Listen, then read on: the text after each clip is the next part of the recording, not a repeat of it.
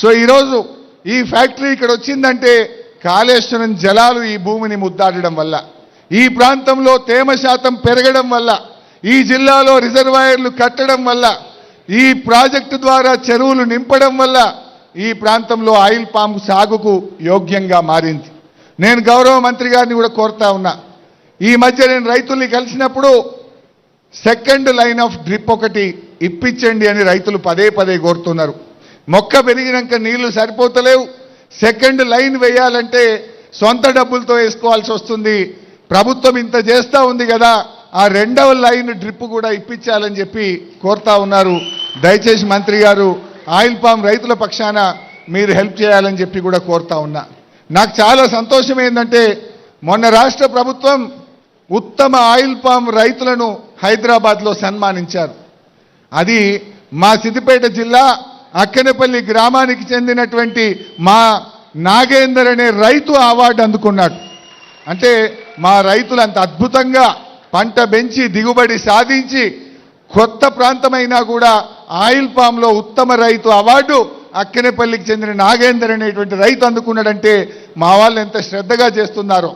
నాకు ఈ మధ్య ఈ ఫ్యాక్టరీకి వచ్చి అధికారులతో మాట్లాడితే, సార్ మాకు ఆయిల్ రేషియో కూడా బాగొస్తుంది, సత్తుపల్లి కంటే అక్కడ అశ్వరావుపేట ఫ్యాక్టరీ కంటే కూడా ఇక్కడ క్రషింగ్లో ఆయిల్ రేషియో చాలా బాగొస్తుంది, ఈ ప్రాంతం ఆయిల్ పామ్కు బాగా సూట్ అయింది, ఇక్కడ వచ్చే పండు మరి మంచి నూనె కూడా ఉత్పత్తి అవుతా ఉంది, ధర కూడా ఎక్కువ వస్తుంది సార్ రైతులకు అనేటువంటి విషయం ఇక్కడ అధికారులు కూడా చెప్పారు. అంటే రైతులకు ఎటువంటి అనుమానాలు పెట్టుకోవాల్సిన అవసరం లేదు. ఈ ప్రాంతం మరి బాగా మంచి పంటలు పండాలని, ఇది ఒక సిద్దిపేట జిల్లాకే కాదు, సిద్దిపేట, జనగామ, కామారెడ్డి, నిర్మల్ ఈ చుట్టుపక్కల 10 జిల్లాల రైతుల పంట ఈ ఫ్యాక్టరీకి రావడం జరుగుతుంది. ఆనాడు కేసీఆర్ గారు మరి ఈ రైతాంగానికి మేలు జరగాలి, అధిక దిగుబడి కలిగిన పంటలు పండాలని 300 కోట్లతో ఈ ఫ్యాక్టరీ ఈ ప్రాంతానికి మంజూరు చేసినందుకు వారికి కూడా నేను ఈ వేదిక నుంచి ధన్యవాదాలు తెలియజేస్తా ఉన్నా. ఏది ఏమైనా గౌరవనీయులు తుమ్మల గారు చెప్పినట్టు అందరం కూడా అవకాశం ఉన్న రైతులు మరి ఈ ఆయిల్ పామ్ సాగును పెద్ద ఎత్తున ప్రోత్సహించండి, మొక్కలు పెట్టండి, అధిక ఆదాయాన్ని పొందండి.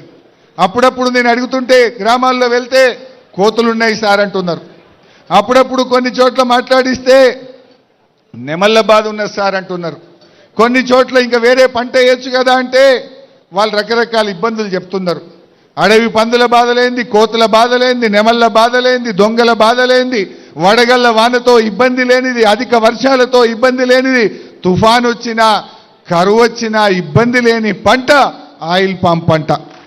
ఎందుకంటే కరువు వచ్చినా అనే పదం ఎందుకు అంటే కాళేశ్వరం ఉంది మనకు, కరువు వచ్చినా ఈ ప్రాంతానికి కరువు లేదు, గోదావరి జలాలు సస్యశ్యామలంగా పుష్కలంగా మీకు అందుతాయి కనుక అద్భుతమైన పంట, దీన్ని వీలైనంత వరకు సాగు చేయాలని చెప్పి కూడా నేను రైతు సోదరులందరినీ కూడా విజ్ఞప్తి చేస్తా ఉన్నా. ముఖ్యంగా తుమ్మల గారితో కూడా నాదొక మనవి, మేము ఆ 2021 జూన్ 5వ తేదీన మొదటి మొక్క పెట్టినప్పటి నుంచి 2023 డిసెంబర్ 7 మా ప్రభుత్వం దిగిపోయే వరకు 12,000 ఎకరాల్లో పంట పెట్టించాను. బట్ ఈ 2 ఏళ్ల 3 నెలల్లో కేవలం 2,000 ఎకరాలు మాత్రమే యాడ్ అయింది. ఆ ఫోర్స్ పోయింది, ఆ డైరెక్షన్ మిస్ అవుతా ఉంది. అధికారులు నేను మా కలెక్టర్లకు, పాత కలెక్టర్ ఇప్పుడున్న కలెక్టర్ కూడా ఎప్పుడు గుర్తు చేస్తూనే ఉంటాను, ప్రోత్సహించండి ప్రోత్సహించండి అని చెప్తున్నా కానీ ఎంతైనా మేము ప్రతిపక్షమైనాం. ప్రభుత్వంలో ఉన్న మీరు మంత్లీ రివ్యూ తీసుకుంటే కానీ, చీఫ్ సెక్రటరీ రివ్యూ తీసుకుంటే కానీ రైతులకు ప్రోత్సాహం ఇస్తే తప్ప పెరగట్లేదు. ఈ 2 ఏళ్ల 3 నెలల్లో మా జిల్లాలో పెరిగింది 2,000 ఎకరాలు మాత్రమే. ఎక్కడో మళ్ళీ ఆ లింక్ మిస్ అయింది, ఆ సీరియస్నెస్ మిస్ అవుతా ఉంది. నా లక్ష్యం అట్లీస్ట్ ఒక 50,000 ఎకరాలు ఈ జిల్లాలో రావాలనేటువంటిది నా కోరిక. వాస్తవానికి ఈరోజు తెలంగాణ రాష్ట్రంలో ఖమ్మం జిల్లా తర్వాత ఇవాళ అత్యధిక ఆయిల్ పామ్ సాగు ఎక్కడ జరుగుతుందంటే అది సిద్దిపేట జిల్లాలో జరుగుతూ ఉంది. ఇది ఇంకా పెరగాలి. ఇంత పెద్ద ఫ్యాక్టరీ కట్టినందుకు, కాళేశ్వరం జలాలు తెచ్చినందుకు నా రైతుకు ఆదాయం వచ్చినప్పుడే దానికి ఒక అర్థం, పరమార్థం.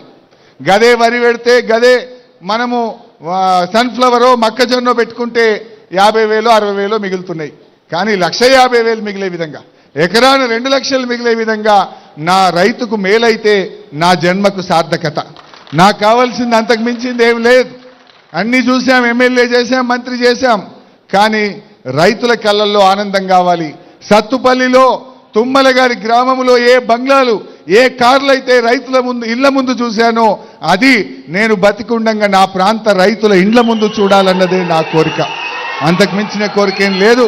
సో దయచేసి ఈరోజు ఇంత మంచి కార్యక్రమం మా తుమ్మల గారు ప్రత్యేకంగా నేను అసెంబ్లీలో పిలిచి నువ్వు రావాలి తప్పకుండా అని వారు పర్సనల్గా నన్ను ఆహ్వానించారు. వారంటే నాకు ఎంతో గౌరవం, వారి మీద ఎంతో ప్రేమ ఉంది. అందువల్ల వారికి ఈ కార్యక్రమాన్ని, ఈ ఫ్యాక్టరీని పూర్తి చేసే కార్యక్రమం చేసినందుకు సంతోషం. అదేవిధంగా ఈరోజు ఇక్కడే రిఫైనరీ అంటే పండినాక క్రూడ్ ఆయిల్ మాత్రమే ఈరోజు మన రాష్ట్రంలో వస్తుంది. రిఫైనరీ మన రాష్ట్రంలో ఇప్పటిదాకా లేదు. ప్రైవేట్లో మాత్రమే రిఫైనరీ ఉంది. ఫస్ట్ గవర్నమెంట్ రిఫైనరీ ఆ రోజు మంజూరు చేసుకున్నాం. దాన్ని కొనసాగిస్తూ మరి తుమ్మల గారు ముందుకు తీసుకుపోయినందుకు కూడా వారికి నేను ధన్యవాదాలు తెలియజేస్తా ఉన్నాం. మరి ఇంత మంచి ఫ్యాక్టరీ వచ్చింది, ఇక్కడ ఎంతో మందికి ఉపాధి కూడా దొరుకుతుంది. ఆ రోజు మేము అనుకున్నది దాదాపు ఒక 500 మంది ఇక్కడ పనిచేస్తారు. పరోక్షంగా ఒక 1500 మందికి లారీలు కానీ, ట్రాన్స్పోర్ట్ కానీ, హమాలీ కానీ రకరకాలుగా మరో 1500 మందికి ఇక్కడ ఉపాధి దొరుకుతుంది. ఒక 2000 మందికి ప్రత్యక్షంగా పరోక్షంగా ఈ ప్రాంతంలో ఉపాధి దొరుకుతుందని చెప్పి ఏదైతే కలలు కన్నామో ఆ కలలు నిజమైనందుకు నాకెంతో ఆనందంగా ఉంది. ఈ సందర్భంగా రైతు సోదరులందరికీ నేను శుభాకాంక్షలు, అభినందనలు తెలియజేస్తూ అందరికీ నమస్కారం.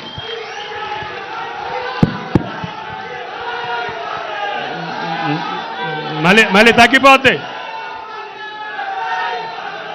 మంచిది. ప్రభాకర్ అన్న, గౌరవ శాసనసభ్యులు ప్రభాకర్ రెడ్డి గారిని రైతాంగాన్ని ఆశీర్వదించమని చెప్పి కోరుతున్నా.